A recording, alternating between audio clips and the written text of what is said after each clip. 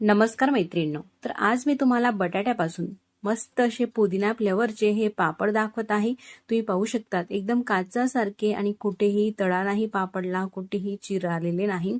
एकसारखे असे पापड झालेले आहे. तळून सुद्धा मस्त असे पापड फुलत असतात आणि चवीला तर अप्रतिम असे लागतात. बनवायला तर हे पापड अतिशय सोपे आहे. चला तर मग देवदर्शन किचनमध्ये पाहूया बटाट्याचे अतिशय सोप्या पद्धतीचे हे पापड एकदा बनवून वर्षभरासाठी साठवून ठेवा. तर अशा ह्या पापडासाठी मी या ठिकाणी 4 किलो बटाटे घेतलेले आहे. बटाटे आधी स्वच्छ धुवून घेतलेले आहे, कारण बाजारामध्ये भरपूर अशी धूळ वगैरे लागलेली असते. त्यासाठी बटाटे केव्हाही पापडासाठी घेताना आधी स्वच्छ धुवून घ्या. त्यानंतर धुतलेले बटाटे हे कुकरमध्ये टाकून घेते. तर मोठं असं कुकर घेतलेलं आहे. तुम्हाला जेवढ्याही प्रमाणामध्ये हे पापड करायचे आहे त्यानुसार तुम्ही बटाटे घेऊ शकतात. आणि बटाटे हे आपल्याला मस्त असे शिजून घ्यायचे आहे. तर त्यासाठी शक्यतो लहान साईजचे किंवा मीडियम साईजचे बटाटे घ्या.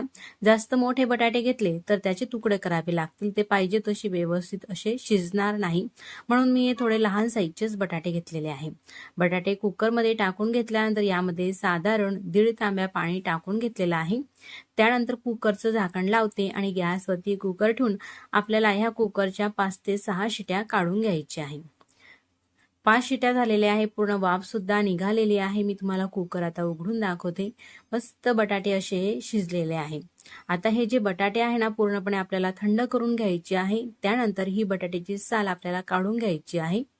पूर्ण बटाटे हे सोलून झालेले आहे. तुम्ही पाहू शकतात इतपत झालेले आहे. आता हे जे बटाटे आहे ना मैत्रिणींनो आपल्याला बारीक करून घ्यायचे आहे. तर त्यासाठी एक पसरट भांडं घेतलं आणि ही पुरण चाळण्याची चाळण त्यावरती ठेवून घेतली अशा पद्धतीने. आणि हे सोललेले बटाटे ह्या चाळणमध्ये टाकायचे आहे. मॅचर घ्यायचं किंवा मॅचर नसेल तर आपल्या घरामध्ये जो पाणी पिण्याचा ग्लास असतो ना तोही घेऊ शकतात. मी आता ग्लासच घेते आणि ग्लासाने अशा पद्धतीने हे बटाटे जे आहे चाळणीमध्ये हे दाबून घेते.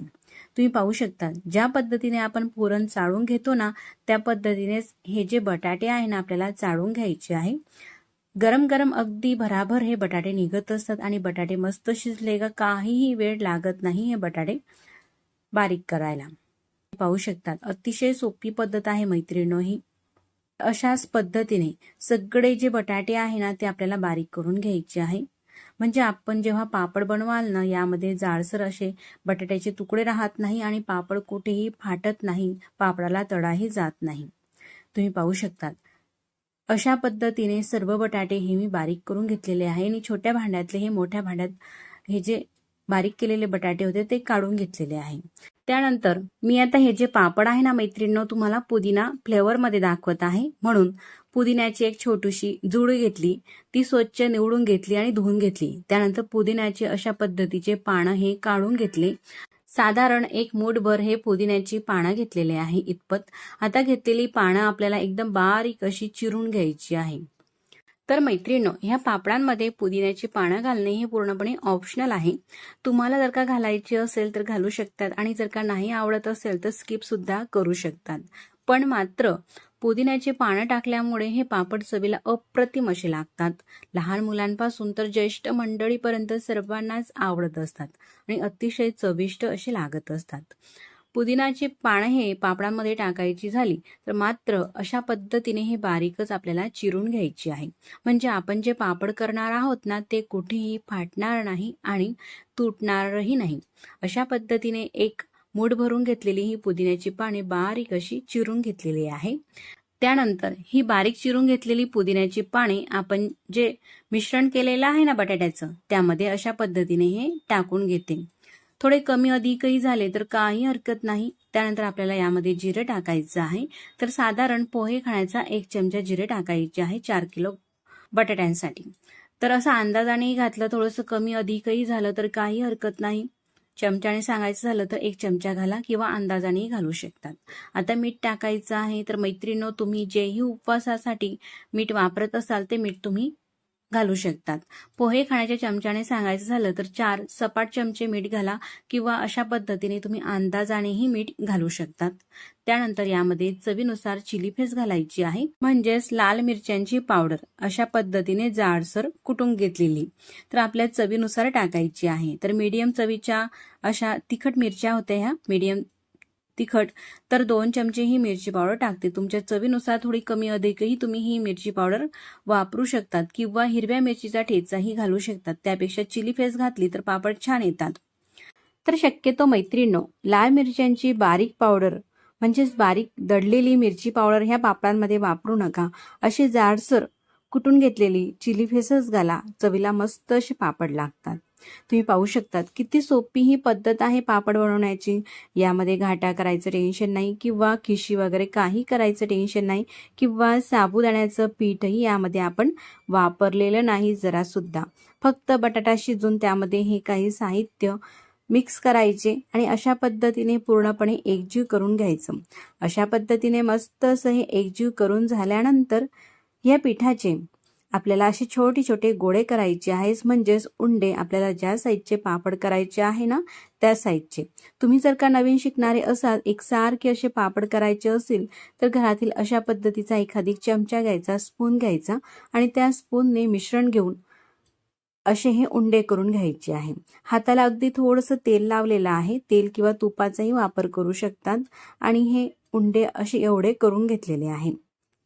स्पूनने करायचे नसतील तर हातानेही करू शकतात। लहान किंवा मोठ्या साईजमध्ये तुम्हाला पापड करायचे असतील, ज्या साईजमध्ये त्यानुसार हे उंडे करायचे आहे। त्यानंतर मी हे पापड तुम्हाला पुरी मेकरमध्ये सुद्धा करून दाखवणार आहे आणि जर का तुमच्याकडे पापड बनवण्याचं मशीन नसेल तरी कशा पद्धतीने तुम्ही हे पापड करू शकतात त्याची सुद्धा ट्रिक मी या ठिकाणी तुम्हाला सांगणारच आहे। पुरी मेकरमध्ये काय करायचं, खाली प्लास्टिक पेपर ठेवलेला आहे, आपण वरतून उंडा ठेवलेला आहे, वरतून प्लास्टिक पेपर ठेवलेला आहे आणि काही सेकंदसाठी फक्त हे दाबून घेतलेलं आहे। तुम्ही पाहू शकता किती मस्त असा एकसारखा हा पापड झालेला आहे, किती मस्त असा हा दिसत आहे। त्यानंतर खाली प्लास्टिक पेपर हा आथरून घेतलेला आहे आणि अशा पद्धतीने त्यावरती हे पापड टाकायचे आहे। तर आणखी मी तुम्हाला पापड करून दाखवते। प्लास्टिक पेपर ठेवलेला आहे, उंडा ठेवलेला आहे, वरतून प्लास्टिक पेपर ठेवून असं प्रेस करायचं आणि लगेचच तुम्ही पाहू शकतात दुसराही पापड तशाच पद्धतीने झालेला आहे। तर हे जे पापड आहे ना मैत्रिणींनो, तुम्ही उन्हामध्ये सुद्धा टाकू शकतात किंवा घरामध्ये पंख्याच्या हवेमध्ये सुद्धा हे पापड वाळत असतात। अगदी भराभर भरपूर हे पापड होत असतात। सगळेच पापड एकसारखे असे झालेले आहे, कुठेही फाटलेले नाही किंवा चिराही पडलेल्या नाही। किती मस्त असे एकसारखे हे पापड दिसत आहे, तुम्ही पाहू शकतात। पुदिन्याचे पानं सुद्धा खूपच सुंदर असे दिसत आहेत ह्या पापडांमध्ये। तर मैत्रिणींनो, तुमच्याकडे जर का पुरी मेकर हे पापड बनवण्याचं मशीन नसेल तर पापड कसं कराल ते सुद्धा आपण या ठिकाणी पाहूया। अशा पद्धतीचा पापडाचा हा उंडा घ्यायचा, ज्या साईजमध्ये तुम्हाला पापड करायचे आहे त्या साईजमध्ये उंडा घ्यायचा आहे। प्लास्टिक पेपरवरती खाली उंडा ठेवून घेतलेला आहे, वरतून प्लास्टिक पेपर ठेवलेला आहे छोटासा, वरतून जड एखादी ताट घ्यायचं किंवा पोलपाट घ्यायचं। पोलपाट हे जड असते म्हणून मी पोलपाट घेतलेला आहे। हाताने दाबून घ्यायचं आणि तुम्ही पाहू शकतात अशा पद्धतीचा हा पापड झालेला आहे।